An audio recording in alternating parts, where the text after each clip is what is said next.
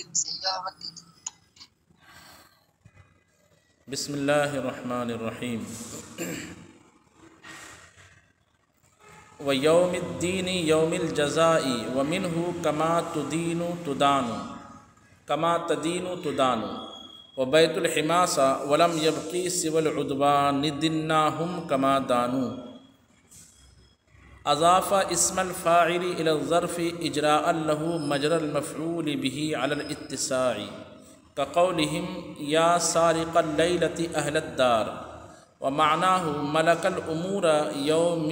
الامور يوم الدين على طريقة ونادى اصحاب الجنة، او له الملك في هذا اليوم على وجه الاستمرار لتكون الإضافة حقيقية معدة لوقوعه صفة للمعرفة، وقيل الدين الشريعة وقيل الطاعة، والمعنى يوم جزاء الدين، وتخصيص اليوم بالإضافة إما لتعظيمه أو لتفرده تعالى بنفوذ الأمر فيه۔ پہلے یہاں تک کی عبارت کو دیکھتے ہیں۔ مالکی یوم الدین، لفظ یوم الدین میں یوم کے معنی کی تفسیر انہوں نے نہیں کی ہے، بلکہ دین کے معنی کی تفسیر کی ہے۔ یوم کا جو ہے وہ لغوی معنی اگر آپ دیکھیں گے یوم کا تو اس کا معنی ہوتا ہے وقت۔ یوم کا معنی کیا ہوتا ہے؟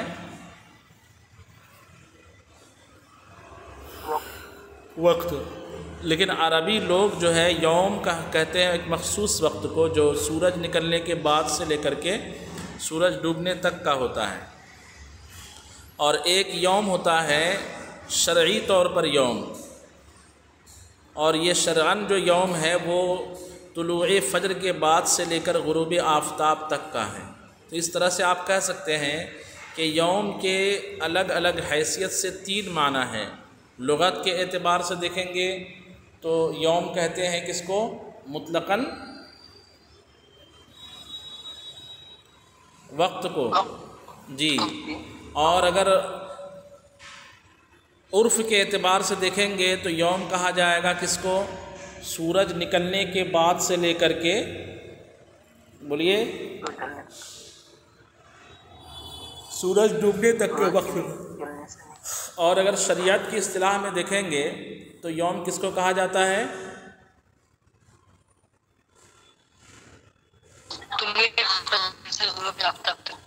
ہاں، طلوع فجر، یعنی فجر کی نماز کا وقت جب سے شروع ہو جاتا ہے، سحری کا وقت جب ختم ہوتا ہے نا، اس وقت کو کہا جاتا ہے طلوع فجر۔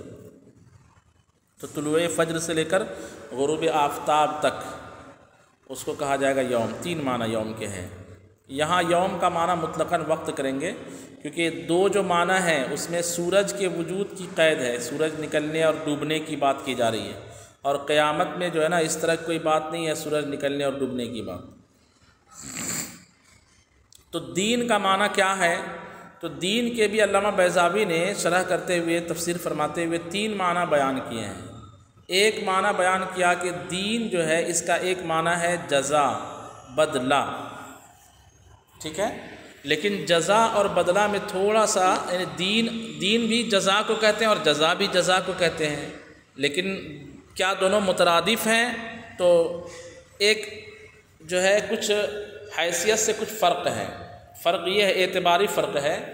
اگر بدلے میں اس بات کا اعتبار کیا جائے کہ جو کام آپ نے کیا اس کا پورا پورا بدلہ نہ کم نہ زیادہ ہو، تو ایسے بدلے کو کہا جاتا ہے دین، اور جزا کہتے ہیں مطلقاً بدلے کو، چاہے کم بدلہ ہو یا زیادہ ہو یا برابر ہو، یعنی مساوی بدلے کے کو کہا جائے گا دین، اور جزا جو ہے تینوں بدلے کو عام ہے، کم بدلہ ہو، برابر کا بدلہ ہو یا مساوی بدلہ ہو، سب کو کہا جائے گا جزا۔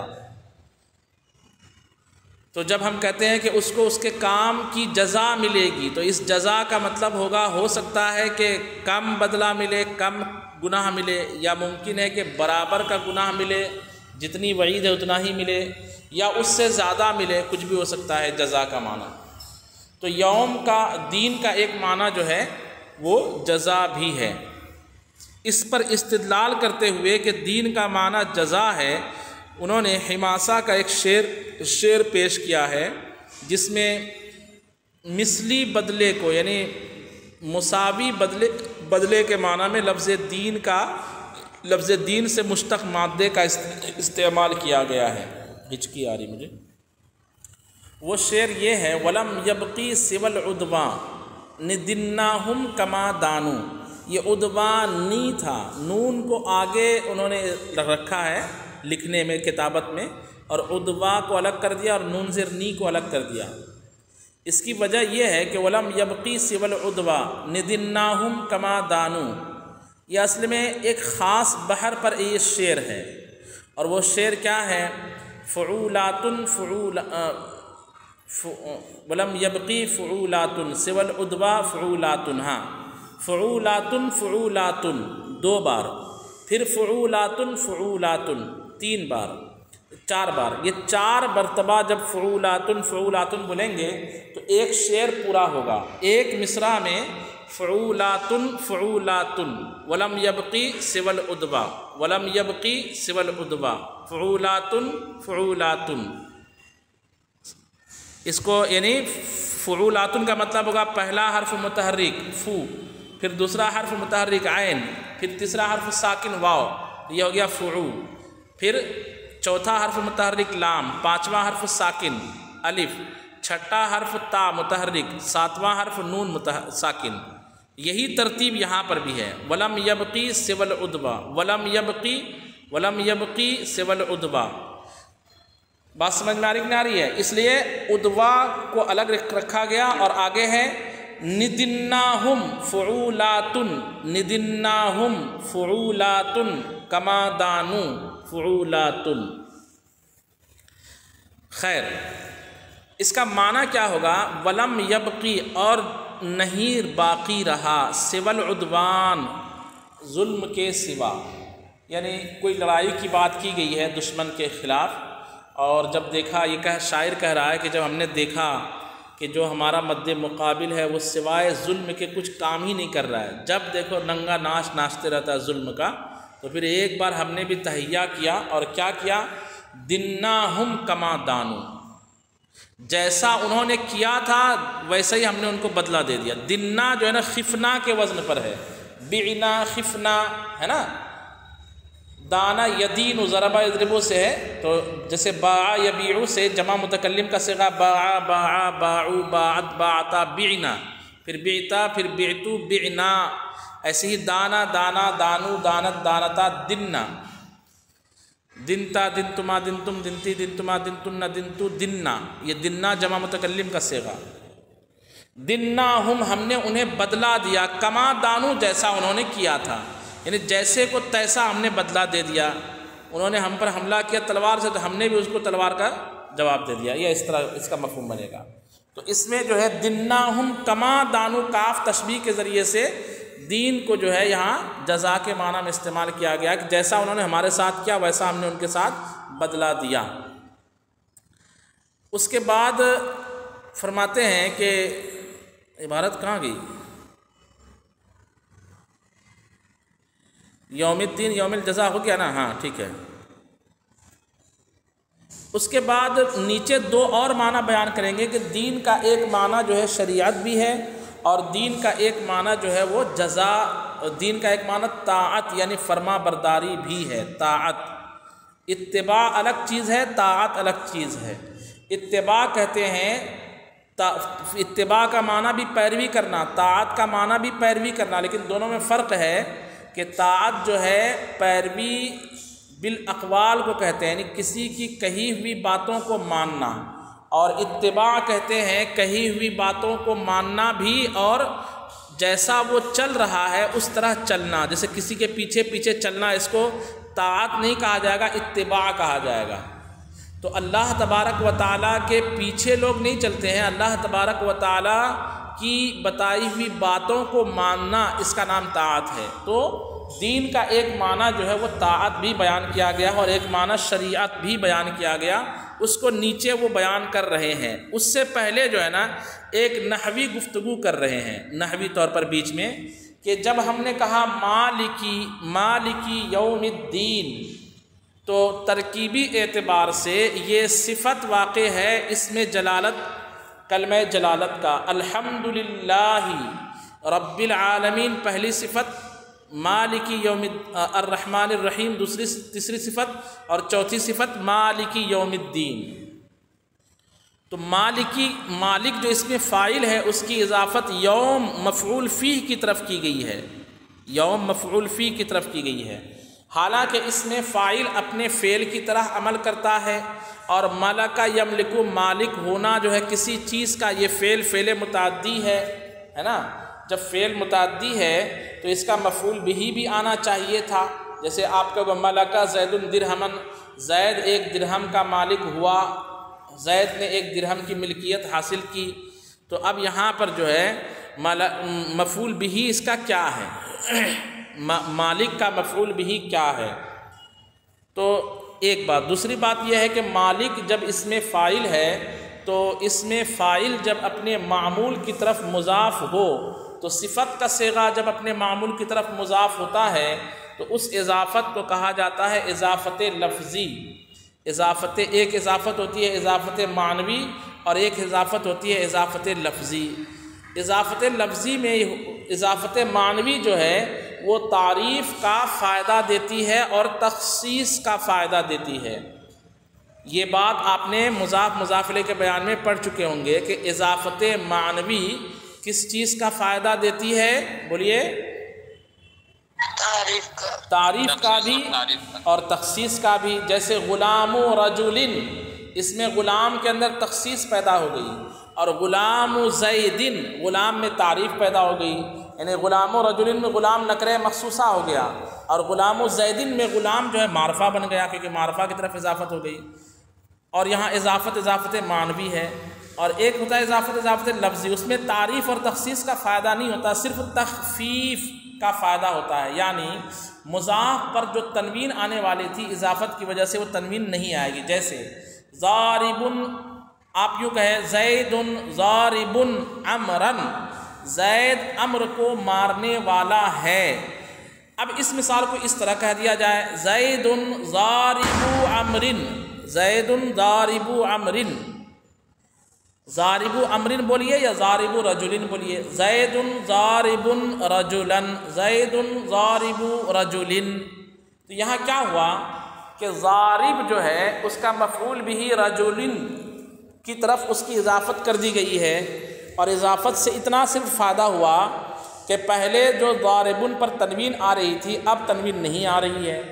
پہلے کہا جا رہا تھا زید ضارب عمرن یا رجلن، اور اب کہا جائے گا زید ضارب عمرن اور رجلن، یوں کہا جائے گا۔ تو ضاربن کے با پر جو تنوین آ رہی تھی وہ تنوین نہیں آئی۔ اتنا ہی فائدہ ہوتا ہے کس چیز کا؟ اضافت لفظیہ کا۔ یہ نہیں کہ ضاربن جو پہلے سے نکرہ تھا اس کی اضافت اگر ضارب رجلن کر دیں گے تو یہاں پہ جو ہے وہ تخصیص کا فائدہ ہو جائے گا، اور ضارب کی اضافت اگر عمرن کی طرف کر دیں گے تو عمر معرفہ ہے تو ضاربن بھی معرفہ ہو جائے گا۔ ایسا نہیں ہے، ضاربن جیسے پہلے نکرہ تھا خبر کی جگہ پر ہو کر کے، ویسے اب بھی نکرہ ہی ہے۔ جب یہ بات سمجھ لیا تو اب سمجھیے کہ مالک اس میں فاعل ہے، اور اس میں فاعل اپنے فعل کا عمل کرتا ہے، اور عمل کرنے کے لیے کچھ شرط بھی ہے۔ ایک شرط یہ ہے کہ وہ زمان حال یا استقبال سے اس کا تعلق ہو۔ اسی درجے کے ایک طالب علم نے رب العالمین کے بارے میں سوال کیا تھا کہ ربین اگر اس میں فاعل رابن کے معنی میں ہے تو اس میں جو ہے عامل اپنے معمول کی طرف مضاف ہے تو وہ نکرہ رہا، معرفہ نہیں رہا، تو وہ صفت کیسے واقع ہو سکتی ہے، ہو سکتا ہے لفظ اس میں جلالت کے لیے؟ اس کا یہی جواب ہے کہ وہاں پہ ربن اگر رابن کے معنی میں ہے تو وہاں پہ یہ کہا جائے گا کہ اس میں فاعل کے عمل کی ایک شرط پائی جاتی ہے کہ وہ فعل حال یا استقبال کے معنی میں ہو، اور وہاں رب جو ہے زمانے سے عاری ہے، حال یا استقبال کے معنی میں نہیں ہے، بلکہ ماضی کے معنی میں ہے جو یہاں جواب دیا گیا ہے۔ چلیں پھر سے اسی بات پر یہیں پہ آتے ہیں کہ مالک یوم الدین میں مالک کی اضافت یوم کی طرف کی گئی ہے، تو اس فاعل اپنے معمول کی طرف مضاف ہے، تو یہاں اضافت لفظی ہے، اضافت لفظی ہے تو مالک معرفہ نہیں رہے گا، نکرہ ہی رہے گا، نکرہ رہے گا تو وہ اس میں جلالت جو معرفہ ہے اس کی صفت کیسے واقع ہوگا؟ یہ اعتراض علامہ بیضاوی کے ذہن میں ہے۔ اب وہ اعتراض کو انہوں نے یہاں پہ ظاہر نہیں کیا بلکہ تفسیر اس ڈھنگ سے کی کہ اعتراض کا دفعہ ہو جائے، اعتراض دفع ہو جائے۔ کیسے؟ وہ فرماتے ہیں کہ بھائی یہاں پہ مالک کی اضافت جو ہے نا اس کے مفعول بہی کی طرف نہیں ہے، مفعول بہی محذوف ہے۔ مفعول بہی کیا ہے؟ مفعول بہی ہے الامور۔ مفعول بہی کیا ہے؟ الامور اصل میں ہے کہ مالک الامور یوم الدین، قیامت کے دن تمام طرح کے امور کا اللہ مالک ہے۔ الامور، تو الامور جو اس کا مفعول بھی ہے اس کو حذف کیا گیا ایک بات، اور اس کی جگہ پر اس کا جو مفعول فی تھا جس کو ظرف نام دیا انہوں نے، مفعول فی کو اس کے قائم مقام کر دیا گیا مفعول بھی کو حذف کر کے۔ یعنی پہلے تھا مالک الاموری، امور کو ہٹا دیا، اس جگہ لایا گیا یوم اور فرمایا گیا مالکی یوم الدین۔ یعنی پہلے جو مضاف الیہ تھا امور، اس مضاف الیہ کی جگہ یوم مضاف الیہ رکھ دیا گیا، یوم مفعول فی ہے۔ تو اب جو ہے علامہ بیضاوی یہ سمجھانا چاہتے ہیں کہ فاعل اپنے معمول کی طرف اگر مضاف ہوتا تو آپ کا وہ والا اعتراض صحیح ہوتا، نکرہ معرفہ والا۔ یہاں پر تو اس کا معمول ہے ہی نہیں، اس کا معمول تو محذوف ہے، محذوف ہے تو عامل کی طرف مضاف، معمول کی طرف مضاف ہوا ہی نہیں۔ لیکن یہ جواب تھوڑا سا کمزور تھا، تو اس کمزوری کو انہوں نے دوسرے اعتبار سے اس طرح دور کیا کہ چلو آپ یہ کہہ سکتے ہو کہ ٹھیک ہے جناب، الامور جو اس کا مفعول بھی تھا جس کی طرف یہ مضاف ہو رہا تھا اس کو آپ نے حذف کر دیا اور اس کی جگہ یوم کو لا دیا گیا، تو آپ یہ کیسے کہہ سکتے ہو کہ اب یہ عامل اپنے معمول کی طرف مضاف نہ رہا؟ کیوں؟ کیونکہ ہم یہ اعتراض کریں گے کہ امور کو حذف کر کے اس کا قائم مقام آپ نے یوم کو کیا، تو جیسے امور معمول تھا ویسے ہی یوم بھی کیا ہو جائے گا؟ معمول ہو جائے گا۔ معمول کی جگہ پر کسی کو قائم کریں گے، معمول کی جگہ پر کسی کو لائیں گے تو وہ بھی معمول ہی رہے گا نا، یہ بھی معمول ہو جائے گا۔ تو اعتراض تو اپنی جگہ جو کا تو ہے، ٹس سے مس ہوا نہیں۔ پھر وہی ہوگا کہ مالک مضاف، اس میں فاعل، یوم جو ہے مفعول بھی ہو کر اس کا مضاف ہے، عامل اپنے معمول کی طرف مضاف ہوا، نکرے کا نکرہ رہا، تو اس میں جلالت کی صفت کیسے واقع ہوگا؟ تو اس کا جواب دیا علامہ بیضاوی نے کہ دیکھیں اس میں یہ ہے کہ اس میں فاعل کے عمل کی، چلو ٹھیک ہے ہم مان لیتے ہیں کہ ابھی بھی یعنی امور کو حذف کرنے کے بعد بھی آپ نہیں مان رہے ہو کہ یہ اپنے معمول کی طرف مضاف نہیں ہے، تو ٹھیک ہے ہم مان لیتے ہیں آپ کی بات کہ یہ اپنے معمول کی طرف مضاف ہے، اپنے معمول کے نائب کی طرف، قائم مقام کی طرف مضاف ہے، اور اس کو آپ یہ کہہ رہے کہ نہیں یہ معمول کی طرف کسی نہ کسی اعتبار سے مضاف ہے، ٹھیک ہے ہم نے مان لیا مضاف ہے، تو اب تو اعتراض آپ کا لاگو ہے۔ تو اس کا جواب یہ ہے کہ اس میں فاعل اپنے عامل کی طرف مضاف ہو تو اس کے عمل کرنے، اس میں فاعل اپنے معمول کی طرف مضاف ہے، یہ کہہ رہے ہو آپ، ہم کہہ رہے نہیں۔ کیوں؟ کیونکہ اس میں فاعل کے عمل کرنے کی ایک شرط ہے، اور وہ شرط یہ ہے کہ پہلی شرط ہے کہ اس میں فاعل حال یا استقبال کے معنی میں ہو، دوسری شرط یہ ہے کہ اس کا اعتماد کسی نہ کسی چیز پر کیا گیا ہو، یہ دوسری شرط ہے۔ پہلی شرط یہ ہے کہ حال یا استقبال کے معنی میں ہو، تو مالک جو ہے وہ حال کے معنی میں کریں گے تو اس کو یملکو کے معنی میں کرنا پڑے گا، یملکو فعل مضارع میں حال اور استقبال کا زمانہ پایا جاتا ہے، تو مالک اگر یملکو کے معنی میں لیں گے تو پھر آپ کی بات برابر درست ہو جائے گی کہ یہاں پہ عامل اپنے معمول کی طرف مضاف ہے۔ لیکن ہم یہ کہتے ہیں جناب کہ مالک جو ہے نا اپنے عامل، مالک میں وہ زمانے والی شرط پائی نہیں جا رہی ہے، یہاں مالک جو ہے حال اور استقبال کے معنی میں ہے ہی نہیں، بلکہ حال اور استقبال کے بجائے یہ زمانے ماضی کے معنی میں ہے۔ کس معنی میں ہے؟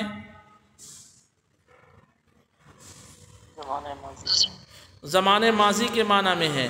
یا پھر جو ہے زمانے سے عاری ہو کر استمرار کے معنی میں ہے۔ کس معنی میں ہے؟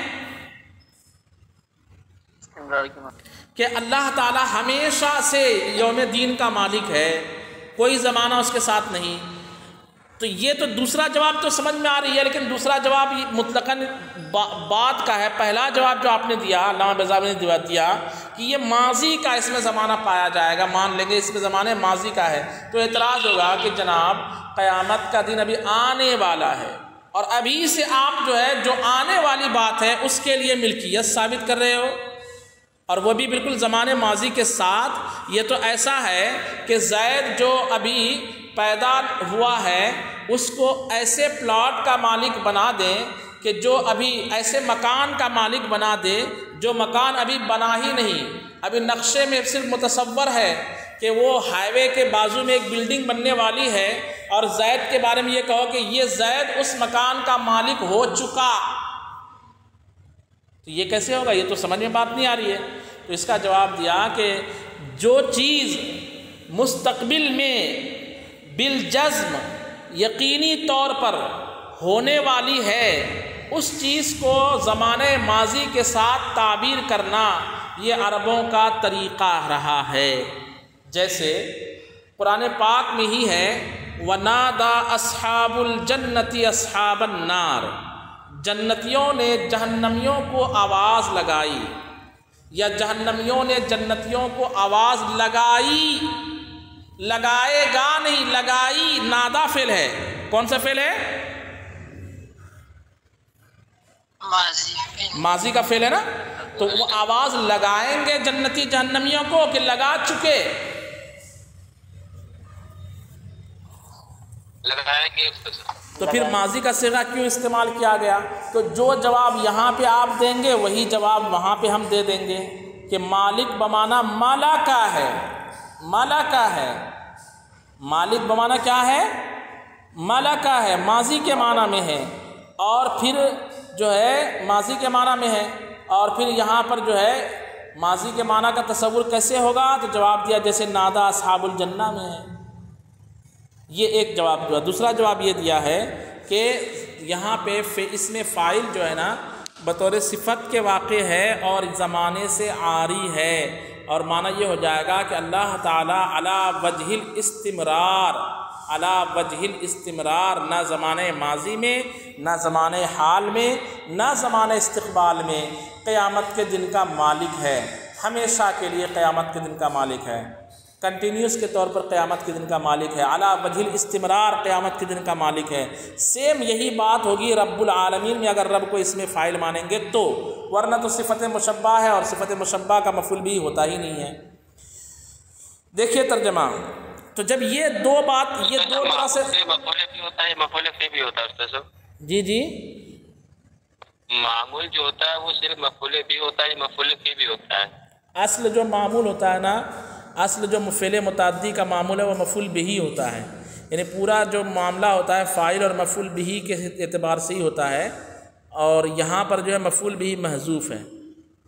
یہ اصل کے اعتبار سے اگرچہ معمول جو ہے مفعول فی بھی ہے، معمول جو ہے مفعول لہو بھی ہے، یہ سب بھی معمول ہے، لیکن اصل میں کیا مفعول فی جو ہوتا ہے نا وہ فی کے ذریعے بھی ہو جاتا ہے، کبھی تو فی کا معمول بن جاتا ہے، وہ مفعول لہو لام کا بھی معمول بن جاتا ہے، مفعول معہ معہ کا بھی عامل بن جاتا ہے۔ اس لیے جو ہے ان مفعولات کو اصل عامل معمول نہیں کہا گیا، کیوں؟ کیونکہ اس میں جیسے دخلت المسجد اور دخلت فی المسجد، تو اب المسجد دخلت فعل کا عامل معمول نہیں بلکہ فی کا بن گیا، اور مفعول بہ میں ایسا نہیں ہوتا۔ اور اس لیے بھی کہ مفعول بہ چونکہ فعل متعدی کے وجود کے لیے ضروری ہے، کس کے لیے؟ بولو بھائی، ہاں مفعول بہ جو ہے ضروری ہوتا ہے، اس لیے جو ہے مفعول بہ کو اصل معمول کہا جاتا ہے، ورنہ معمول وہ بھی ہے، مفعول فی بھی ہے، مفعول لہو بھی ہے، مفعول معہ بھی ہے۔ تو اس جواب کو انہوں نے مانا بھی نہیں ہے، یعنی یہ نہیں کہا کہ یہ عامل نہیں ہے، ٹھیک ہے عامل ہے، لیکن ہم جو ہے زمانے ماضی کے معنی میں لے لیں گے یا زمانے سے عاری کر دیں گے، یہ اصل جواب ہے، یہ اصل جواب ہے۔ دیکھیے اضاف اسم الفاعل الى الظرف، اس میں فاعل یعنی لفظ مالک کو، اس کا مطلب یہ ہوا کہ یہ مالک کی قراءت پر یہ تعویل کر رہے ہیں علامہ بیضاوی، یہ تفسیر کر رہے ہیں۔ ملک کی قراءت پر تعویل نہیں ہوگی، یہ تفسیر نہیں ہوگی۔ کیوں؟ کیونکہ ملک تو صفت مشبہ کا صیغہ ہے، ٹھیک ہے۔ اضاف اسم الفاعل الی الظرف، اس میں فاعل کو ظرف کی طرف مضاف کر دیا، اجراء له مجرى المفعول به علی الاتساع، اس کو یعنی ظرف کو وسعت دیتے ہوئے مفعول به کے قائم مقام کر کے، اجراء له اس کو قائم مقام کرتے ہوئے، مجرى المفعول به مفعول به کے قائم مقام، مفعول به کے جگہ پر، علی الاتساع وسعت دیتے ہوئے، وسعت دینے کے طریقے پر۔ کا قولہم، جیسے عربوں کا قول ہے، یا سارق المال فی اللیلۃ اہل الدار، اے گھر والوں کے مال کو رات میں چوری کرنے والے۔ تو یہاں پہ سارق المال کو، مال کو محذوف، مسروق چیز کیا ہے؟ انسان جو چوری کرتا ہے، مال چوری کرتا ہے کہ رات کو چوری کرتا ہے؟ مال کو چوری کرتا ہے، رات میں چوری کرتا ہے۔ لیکن یہاں پہ فرمایا گیا یا سارق اللیلۃ، اے رات کو چرانے والے۔ یہاں اصل میں ہے یا سارق المال فی اللیلۃ اہل الدار، تو یہاں پر بھی وسعت دیتے ہوئے مفعول به کو محذوف کر دیا گیا، اور جو اس کا ظرف تھا اس کو مفعول به کی جگہ پر لا لیا گیا۔ اب معنی کیا بنے گا؟ وَمَعْنَاهُ، اس میں فاعل عمل نہیں کر رہا ہے کیونکہ یہ معنی بنے گا وَمَعْنَاهُ، اور معنی ہوگا مَلَكَ الْأُمُورَ يَوْمَ الدِّينِ، امور کا مالک ہے قیامت کے دن، مالک ہو چکا، ہو گیا قیامت کے دن۔ عَلَى طَرِيقَةِ وَنَادَى أَصْحَابُ الْجَنَّةِ، کس طریقے پر ہے یہ؟ نادا اصحاب الجنہ کے طریقے پر، اس کی وضاحت ہم نے کر دی۔ یا دوسرا معنی ہوگا کہ یہ زمانہ اس کے اندر ہے نہیں، ماضی کا بھی نہیں ہے۔ او لہ الملک فی ھذا اليوم علی وجہ الاستمرار، یا اس اسم فاعل کو زمانے سے عاری کرتے ہوئے کہیں گے کہ اس کے لیے ملکیت ہے قیامت کے دن میں، قیامت کے دن میں، علی وجہ الاستمرار، علی وجہ الاستمرار۔ کہتے یہ ہم کیوں کہہ رہے ہیں کہ اس کا معنی ملک الامور بنے گا یا لہ الملک فی ھذا الیوم علی وجہ الاستمرار بنائیں گے؟ یہ کیوں؟ لتکون الاضافۃ حقیقیۃ معدۃ لوقوعہ صفۃ للمعرفہ، تاکہ اضافت لفظی نہ رہے بلکہ کیا رہے، ہو جائے معنوی، ہاں، تاکہ اضافت حقیقی ہو جائے اور معرفہ کی صفت واقع ہونے کے لیے تیار ہو جائے، درست ہو جائے، معدۃ لوقوعہ، مناسب ہو جائے اس کا واقع ہونا، صفۃ للمعرفہ، معرفہ کی صفت کے طور پر، تاکہ اضافت حقیقی ہو جائے جو درست کر دے اس کے وقوع کو معرفہ کی صفت کے لیے۔ یہ لفظی ترجمہ ہوگا لتکون الاضافۃ حقیقیۃ، تاکہ اضافت حقیقی ہو جائے، معدتاً جو درست کر دے، لوقوعہ اس کے یعنی مالک کے، لفظ مالک کے، اس کے واقع ہونے کو، صفۃ للمعرفہ، معرفہ کی صفت کے لیے۔ اب اس کے بعد دین کا دوسرا اور تیسرا معنی بیان کرے، وقیل الدین الشریعہ، اور یہ بھی کہا گیا ہے کہ دین کہتے ہیں شریعت کو، وقیل الطاعہ، اور یہ بھی کہا گیا ہے کہ دین کہتے ہیں فرما برداری کو۔ تو اب معنی ہو جائے گا فرما برداری کا مالک ہے؟ نہیں، کہتے اب اگر دین اور دین کو شریعت اور طاعت کے معنی میں لیں گے تو مالکی یوم الدین، اس یوم اور دین کے بیچ میں ایک مضاف پوشیدہ ماننا پڑے گا، اور عبارت یوں بنے گی مالکی یومی جزاء الدین، معنی ہو جائے گا شریعت کے بدلہ دینے کے دن کا اللہ مالک ہے، یا معنی ہوگا فرما برداری کا بدلہ دینے کے دن کا اللہ مالک ہے۔ والمعنی یومی جزاء الدین، اور معنی ہوگا مالکی یومی جزاء الدین۔ دین کا معنی جب ہم کیا کریں گے؟ شریعت کی اطاعت کریں گے۔ اس کے بعد ایک اور اعتراض، اس کا جواب ہے، چھوٹی عبارت ہے، حالانکہ وقت ہو گیا لیکن دیکھ لیجئے، 2-4 منٹ لگے گا، کہ اللہ تعالیٰ تو ہر چیز کا مالک ہے، ہمیشہ سے مالک ہے، دنیا کا مالک ہے، پہلے بھی مالک تھا، ابھی بھی مالک ہے، قیامت میں بھی مالک ہوگا۔ تو یہ وصف وہاں کیوں بیان کیا گیا سورہ فاتحہ میں؟ مالک یوم الدین کے بجائے وہ فرما دیتا مالک العالمین، تمام عالم کا مالک ہے، اس میں یوم الدین بھی ہو جاتا، یوم دنیا بھی ہو جاتا، سب ہو جاتا۔ تو اس کا دو جواب دیا علامہ بیضاوی نے۔ پہلا جواب یہ ہے کہ دنیا کی ملکیت اور یوم آخرت کی ملکیت میں عظیم جو ملکیت ہے نا، وہ آخرت کے دن کی ملکیت ہے، ایک وجہ۔ دوسری وجہ یہ ہے کہ دنیا میں جو ملکیت ہے اس میں ظاہری طور پر، حقیقی طور پر نہیں، مجازی طور پر، ظاہری طور پر جو ہے وہ دوسرے لوگ بھی کسی نہ کسی چیز کے مالک ہوتے ہیں۔ جیسے انسان کہتا ہے یہ گھوڑا میرا ہے، یہ جگہ میری ہے، یہ مکان میرا ہے، تو انسان دنیا میں ملکیت کا دعویٰ کرتا ہے۔ تو ظاہری طور پر گویا کہ اللہ کے ملک میں انسان بھی شریک ہوتا نظر آتا ہے ظاہری طور پر دنیا میں، اور آخرت میں حالانکہ حقیقت میں اللہ ہی ہر چیز کا مالک ہے۔ انسان کا بھی اللہ مالک ہے اور انسان کے مکان کا بھی اللہ مالک ہے، لیکن کچھ نہ کچھ حد تک انسان دعویٰ کرتا ہے کہ میں اس مکان کا مالک ہوں، میں اس مکان کا مالک ہوں۔ تو ملکیت میں ظاہری طور پر دنیا میں شرکت نظر آتی ہے، آخرت میں تو یہ بھی نہیں ہوگا۔ اسی لیے تخصیص کی گئی ہے ملکیت کو قیامت کے دن کے لیے۔ کہتے ہیں وہ تخصیص الیوم بالاضافہ، اور یوم کو اضافت کے ساتھ خاص کرنا، اما لتعظیم ہی، یا تو اس کے عظمت بیان کرنے کے لیے ہے، یعنی دین کی، قیامت کے دن کی، او لتفردہ تعالی بنفوذ الامر فیہ، یا اس لیے کہ اللہ تعالی اس دن میں معاملات نافذ کرنے میں متفرد، یکتا ہوگا۔ اس دن کوئی چوں تک نہیں بولے گا کہ میں اس کا مالک ہوں، اس کا مالک ہوں، سب نفسی نفسی کہے گا۔ صلو علی الحبیب۔